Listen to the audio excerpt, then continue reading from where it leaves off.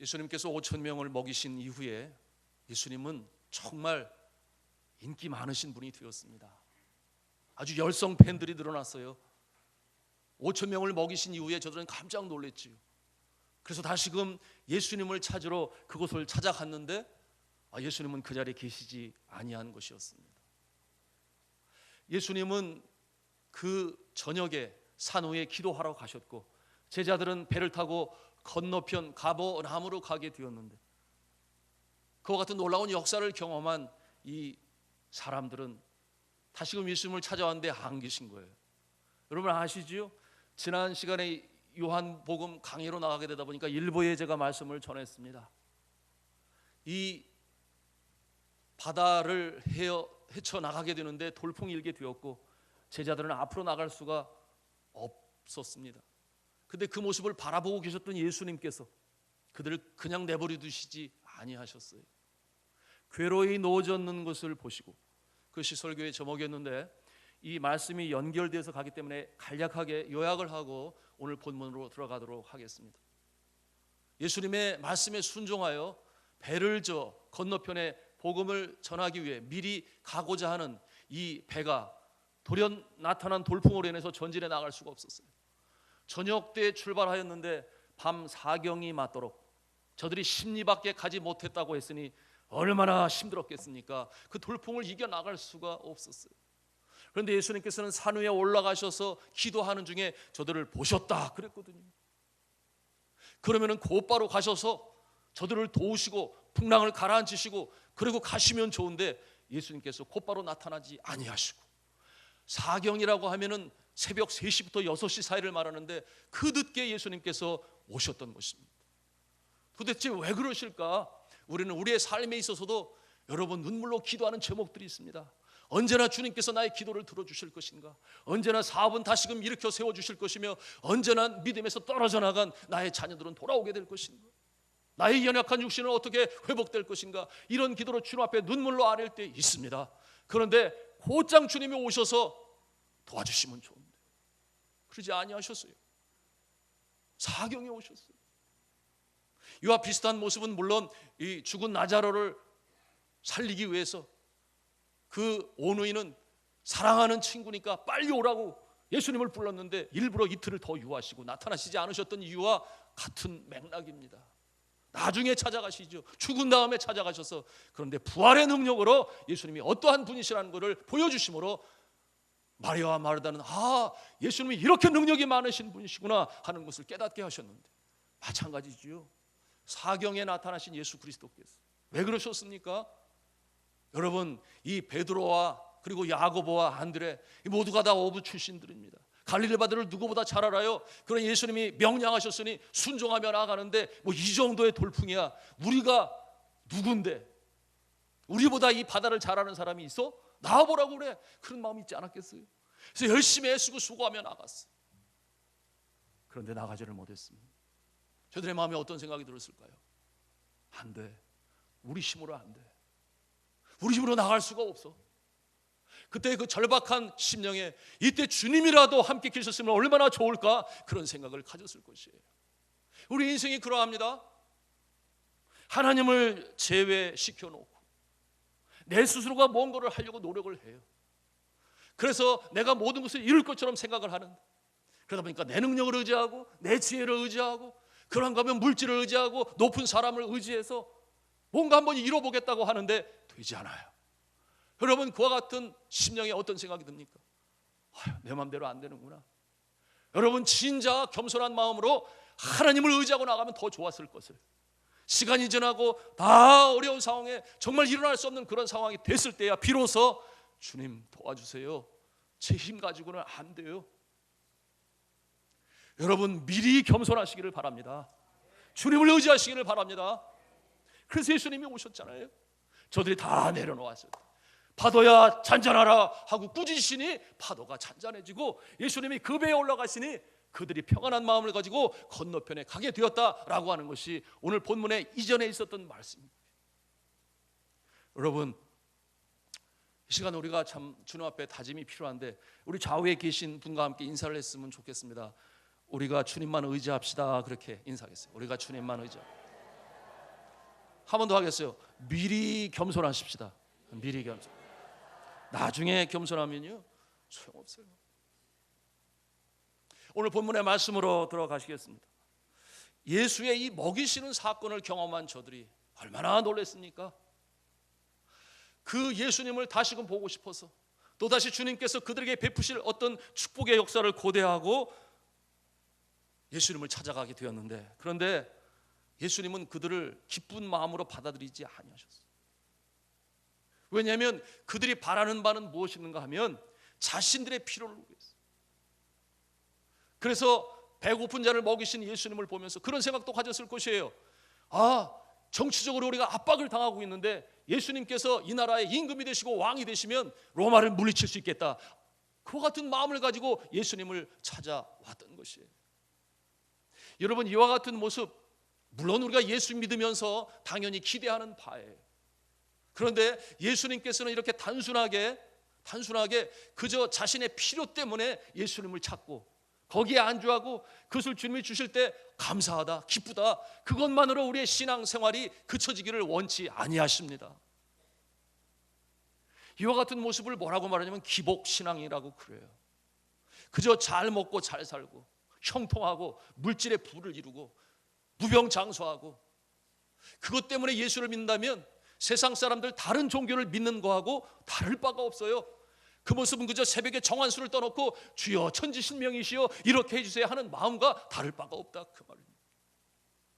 그런데 예수님께서는 그와 같은 모습이 아니라 너희가 표적만 구하느냐 이적만 구하느냐, 그 단계에 머물러 있는 것을 주님은 기뻐하시지 아니하시고, 여러분, 우리가 예수를 믿을 때 마찬가지입니다. 우리가 예수를 믿으면 우리의 믿음이 성장해서 하나님의 영광이 나타나고 이 각박한 세상에 사랑을 실천하심으로, 오늘도 기도하는 중에 우리 장로님 기도했잖아요. 이 세상 모든 사람이 그러므로 너희가 내 제자인 줄 알리라. 어떻게 하면? 서로 사랑하며 서로 도우며. 이와 같은 주님의 영광의 역사를 나타내기 위하여 신앙의 목표를 가지고 나아가기를 원하는데, 오늘 이 예수님 앞으로 다시 찾아온 자들은 뭐예요? 그런 마음 하나도 없어요. 그런 마음이 하나도 없어요.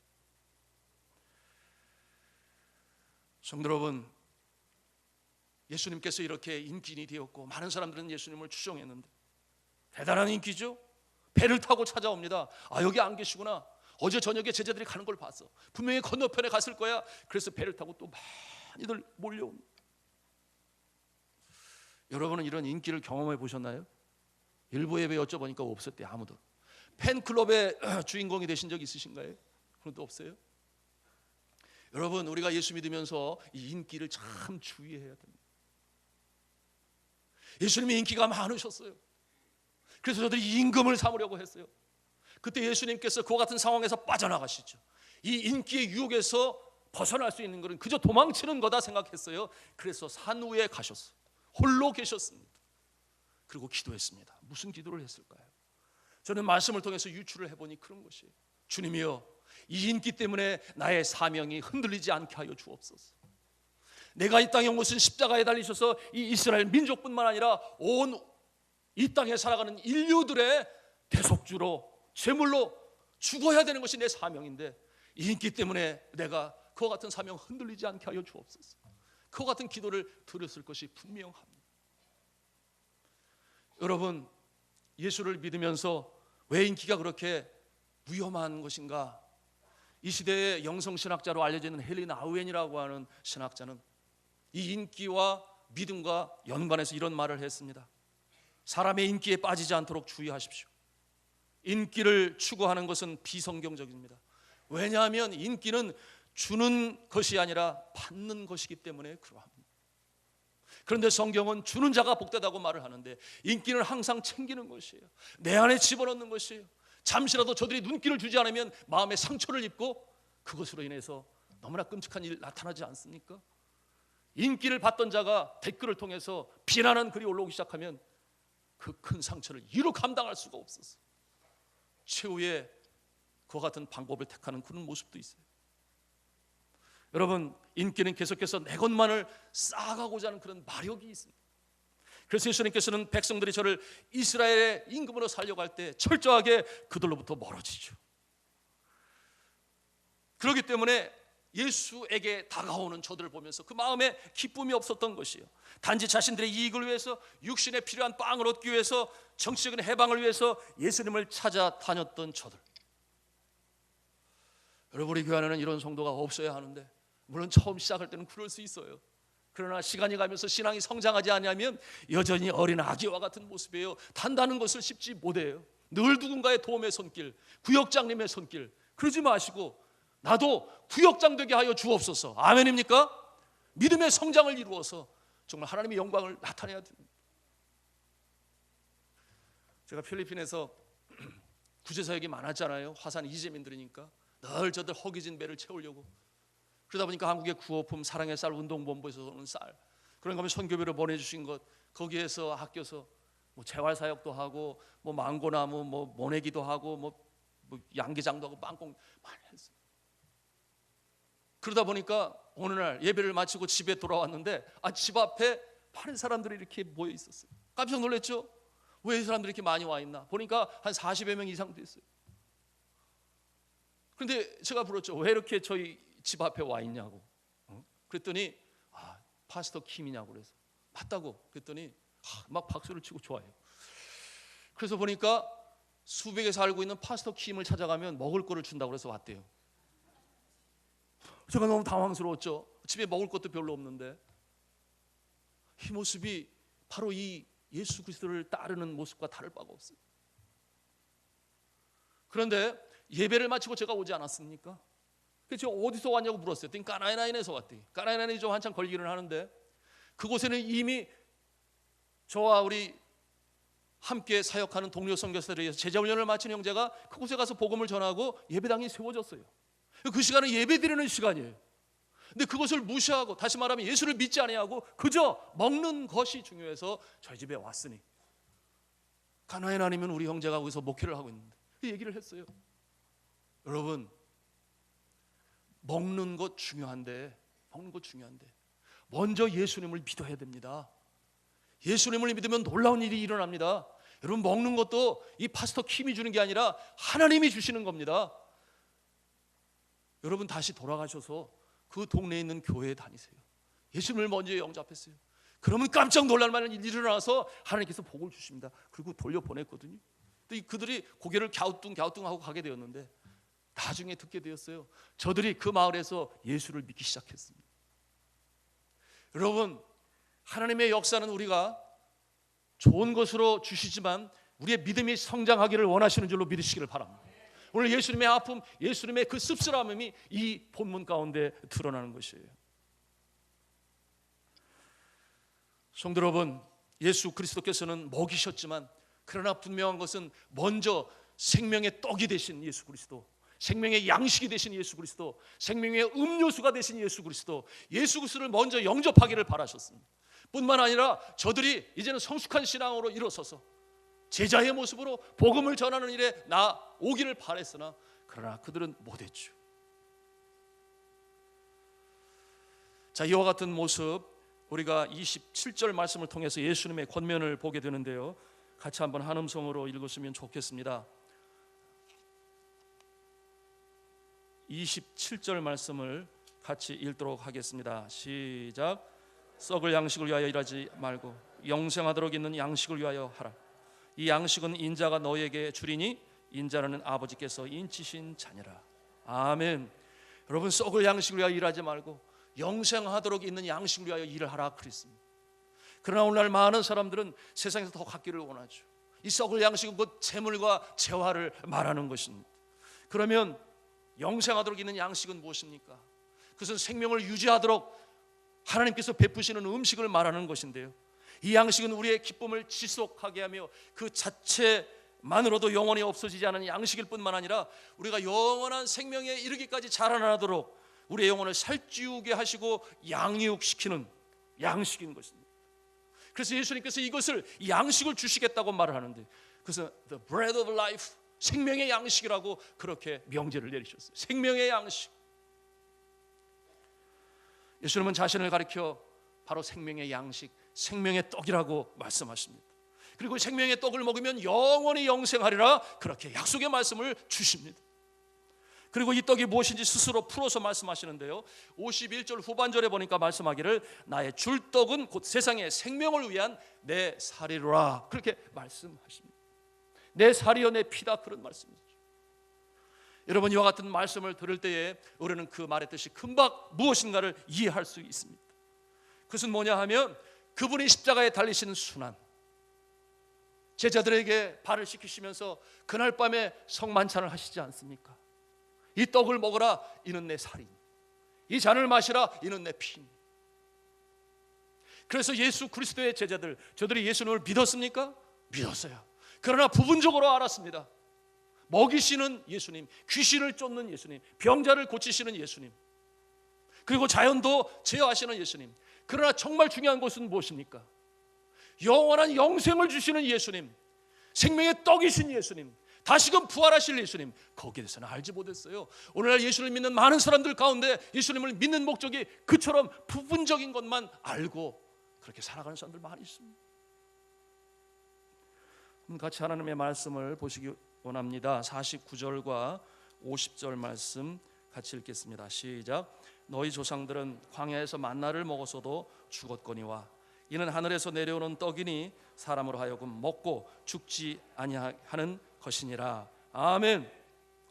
자, 이와 같은 말씀이 바로 예수님께서 이 떡이 무엇인가 하는 것을 밝히 보여주는 것이죠. 영원한 생명을 위한 생명의 떡. 자, 이와 같은 말씀을 할 때 유대인들이 술렁이기 시작했어요. 우리가 기대하는 예수님이 아니다, 그런 생각이 드는 거죠.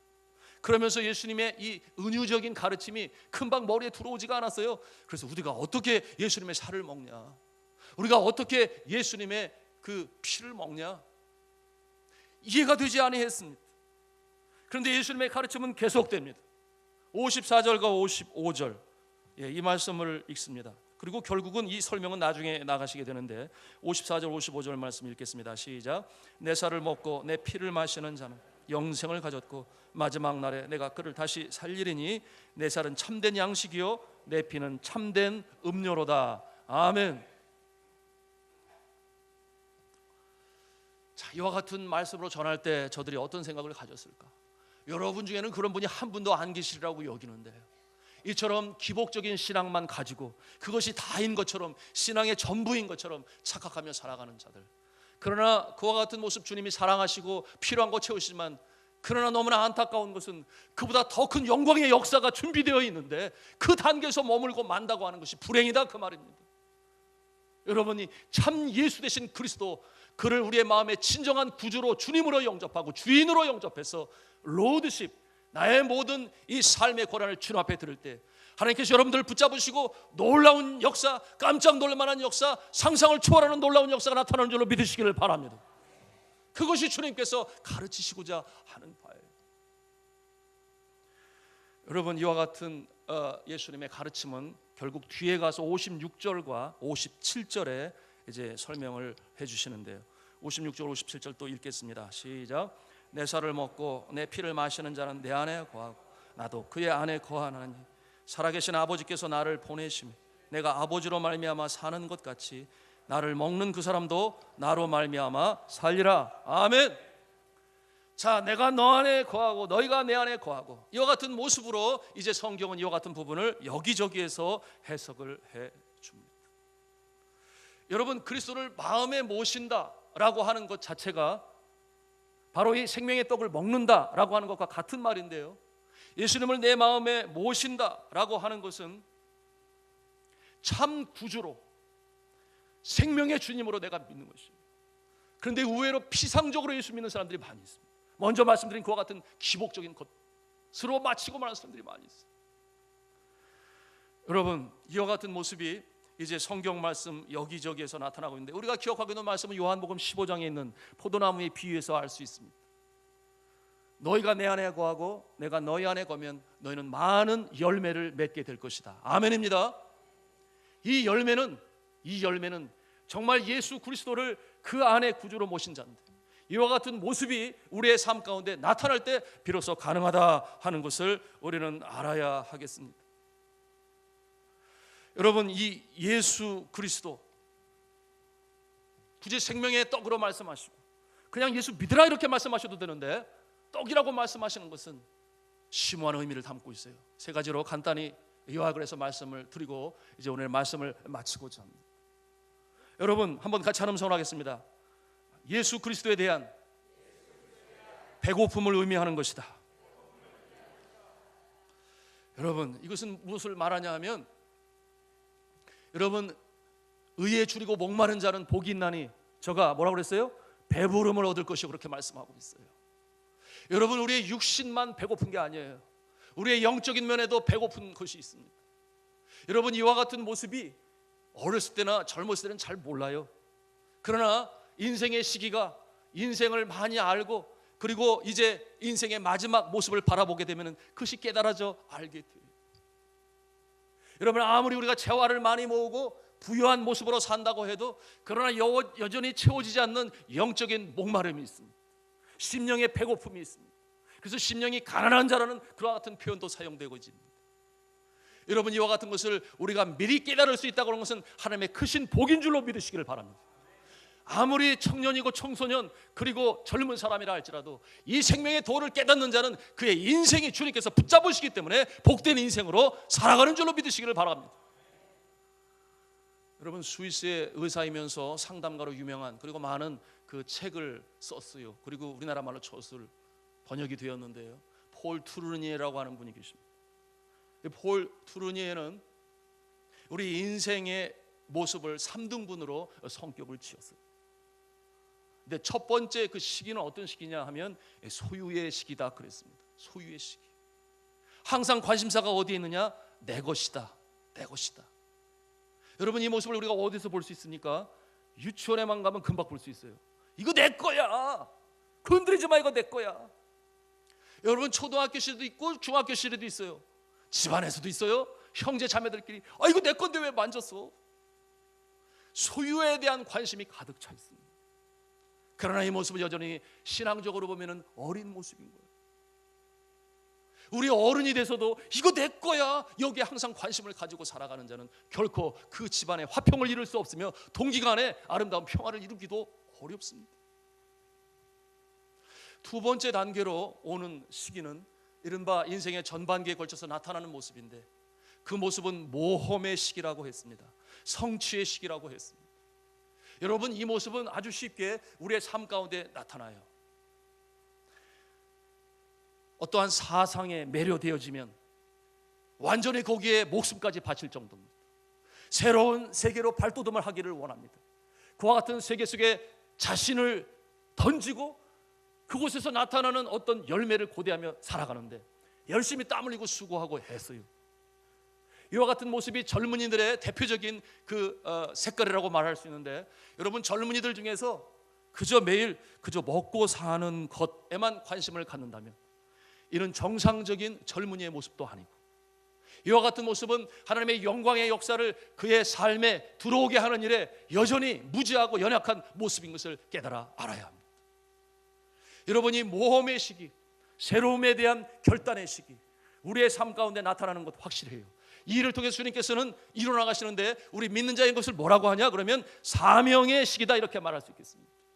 주께서 나에게 은사를 주시고 그것을 10분 발휘하여 선한 영향력을 미치고 나에게 보람을 줄 뿐만 아니라 우리 이웃들에게 선한 영향력을 미치고 유익을 증대하는 일에 쓰임받기를 원하는 모습. 그래서 하나님의 영광이 나타나는 모습, 우리가 가져야 될 모습인 줄로 믿으시기를 바랍니다. 그런데 이 시기가 지나고 나면 이른바 세 번째 단계의 시기로 나가게 되는데 그것은 뭐냐 하면, 한번 같이 한 음성으로 하겠습니다. 인격에 대한 열망의 시기.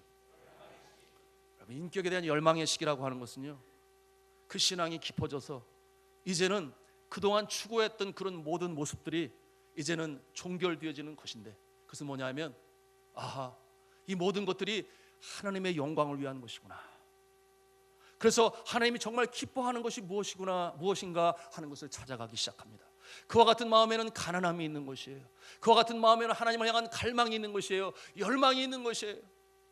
그게 채워지지 아니하면 어떠한 금은보와 재화가 내 영혼을 만족시켜주지 못합니다.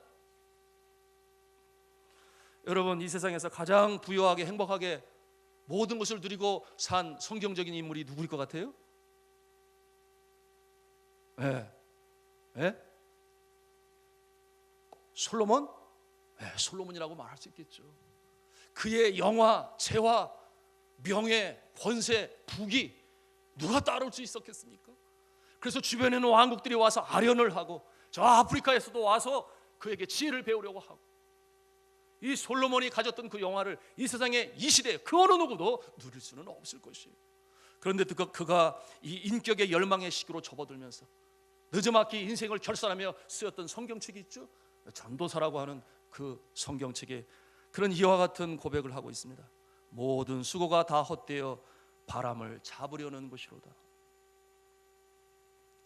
그런가 하면 그는 이어서 인생의 행복이 뭐냐, 나름대로 명제를 내리게 되는데 전도서 2장 24절에 말씀하기를 사람이 먹고 마시며 수고하는 가운데서 심령으로 낙을 누리게 하는 것보다 나은 것이 없나니 우리 마음이 평안하다, 그것이 가장 큰 복이다, 그 말이에요.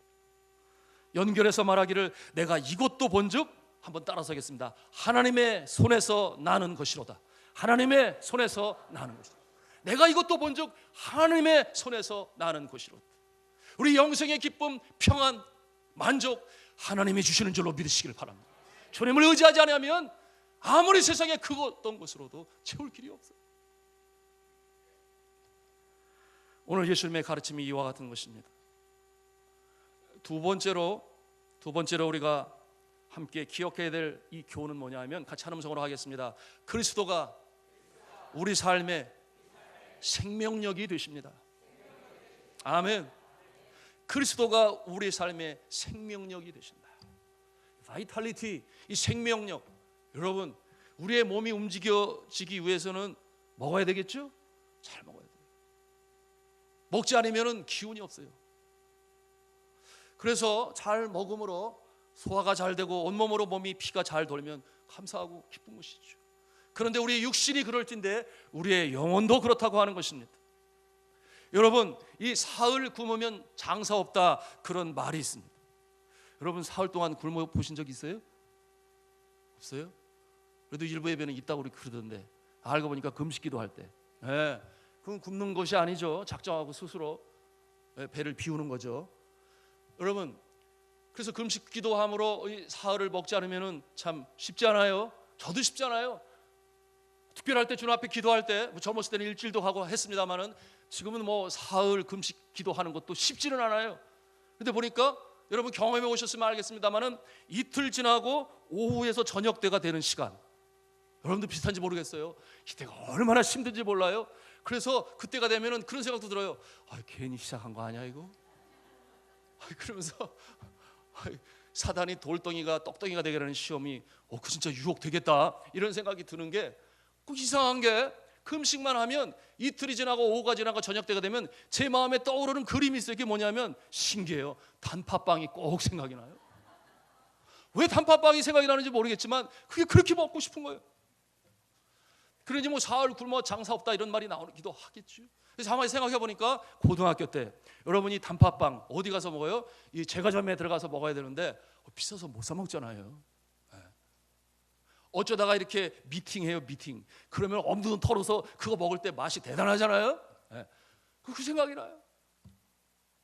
여러분, 우리가 이 육신도 이러할진데, 여러분, 내가 주님 앞에 믿음으로 살지 아니하는데, 정말 주님 앞에 간절히 기도하지 아니하는데, 성령 충만을 하지 아니하는데, 내 마음에 배고픔이 없다면, 갈증이 없다면, 갈망이 없다면 정상이 아닌 것이죠. 여러분, 예수 그리스도가 우리 안에 거하심으로 말미암아 생명력이 되시는 줄로 믿으시기를 바랍니다. 그것 때문에 너끈히 이겨나가는 것이에요. 비록 이 세상에 두 발을 딛고 살아가지만 우리의 모습은 천국 시민이 되어서 세상에 감당할 수 없는 존재가 되고 어떠한 역경이 닥쳐와도 이겨나가는 하나님의 성도들이 되게 하시는 것인데, 생명 되신 예수 그리스도, 그가 우리 가운데 충만히 임할 때에, 성령으로 충만할 때에 이와 같은 모습이 있는 줄로 믿으시기를 바랍니다. 그래서 요한계시록에도 말씀하잖아요. 볼지어다 내가 문 밖에 서서 두드리노니 누구든지 내 음성을 듣고 문을 열면 내가 그에게로 들어가 그로 더불어 먹고 그는 나로 더불어 먹으리라. 진짜 뭐 밥을 먹는 그런 거 아니잖아요. 주의 성령이 우리의 마음을 부요하게 풍요롭게 성령 충만하게 만들어서 그의 인생이 복되게 되었어요. 시냇가에 심긴 나무와 같이 시절을 쫓아 과실을 맺으며 잎사귀가 마르지 않으면 형통함의 역사가 있게 되는 줄로 믿으시기를 바랍니다.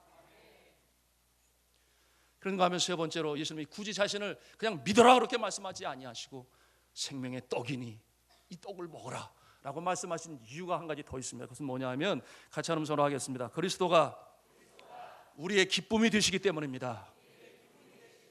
아멘. 그리스도가 우리의 기쁨이 되시기 때문에 떡을 먹으라. 그 가난한 시대에 먹지 못하는 사람들이 5천 명을 먹이시니 또 먹고 싶어서 주님을 찾아왔는데 이제는 그 떡이 아니라 이 떡을 먹어라. 왜? 여러분, 우리 인생의 곤고한 날이 있습니다. 원치 않아도 사망의 음침한 골짜기에 들어가고 싶지 않아도 어느새 나는 들어와 있어요. 그와 같은 어려운 시기, 눈물의 골짜기, 정말 응답이 오지 않아 언제나 저제나 주님 언제나 오실까 기다렸던 마리아와 마르다와 같은 마음으로 신앙생활을 할 때가 있는데, 그런데 이와 같은 모습으로 우리 인생이 다 끝난다면 너무 허무하잖아요. 근데 우리의 인생이 그런 모습이 아니라 주님께서 때로는 기쁨도 주시고 평안도 주시고 행복도 주시고 축복도 하시는 줄로 믿으시기를 바랍니다. 여러분, 맛있는 음식 먹으면 행복해요? 행복해요. 저도 행복해요. 제가 한국에 선교지에서 들어와가지고 24년 만에 들어와서 먹는데 저는 음식이 다 똑같은 건 줄 알았어요. 왜? 다 맛있으니까. 그런데 우리 교회 직원들 보니까 설렁탕을 먹으려면 어디로 가야 되고, 뭐 막국수를 먹으면 저기까지 또 가야 돼. 뭐 저기 강릉 막국수 뭐 이런 데 가야 되고, 짜장면을 먹으려면 동운관에 되고, 동운관에서 저 뭐 받은 거 없습니다. 예. 그런데 거기를 가야 되고, 그래서 근데 제가 동운관에서 먹는 짜장면 맛이나 이 화라에서 가서 먹는 맛이나 똑같아요. 이 감각을 찾을 수가 없어요. 왜? 다 맛있으니까.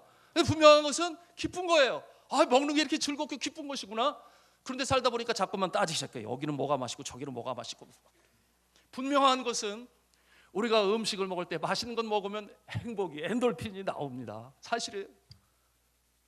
그런데 맛있는 것을 먹는데 기쁨이 없다? 그 뭐예요? 목이 뭐예요? 병자지. 여러분, 아픈 사람들 소원이 뭔 줄 아세요? 아이고, 입맛이 살아났으면 그래 내가 기력이 회복이 될 텐데. 먹어도 먹는 게 아니야. 맛을 모르겠어요. 우리 예수 믿는 사람들은 이처럼 비일비하게 그렇게 예수 믿으면 안 돼요. 주님이 주시는 복과 주님이 주시는 행복과 주님이 주시는 기쁨을 누리시기를 바랍니다. 생명의 떡이신 예수 그리스도께서 그와 같은 기쁨을 주신다 오늘 말씀하고 계신 거예요. 그러므로 때로는 바람이 불어 이겨나갈 수 있는 힘을 얻는데, 여러분 철로역정 다녀오신 분은 알아요. 그 미궁 교회지요, 그곳에 와서 평안한 그곳에서 맛있는 차를 마시고 기운이 회복되고, 그리고 나가려고 그러는데 인도하는 분이 뭘 해요? 전신갑주를 입혀줘요. 왜? 세상으로 나가는 겁니까? 충전받고 전신갑주 입고 다시금 세상에 나갈 때 우리가 오늘 할렐루야 성무대 찬양처럼 할렐루야 할렐루야 영광 할렐루야 승리하는 모습으로 나가야 되는데, 여러분 주일날 오실 때마다 그 같은 목마름, 배고픔, 갈망 가지고 나오시기를 바랍니다. 그와 같은 자에게 주님께서 주시는 거예요. 그래서 이 기쁨으로 회복하셔서 어려운 세상을 이겨나가시고 승리해 나가시는 저 여러분 다 되시기를 주님의 이름으로 축복합니다. 여러분 그 모습 때문에 믿지 않는 자들까지도 그 모습을 보면서 나도 예수 믿어야 되겠다, 이와 같은 일에 증인이 된 복된 삶으로 살아가셔서 하나님께 영광이요 나에게 기쁨이요 이웃들에게 유익을 증진하는 하나님의 성도들 다 되시기를 주님의 이름으로 축원합니다. 기도하시겠습니다.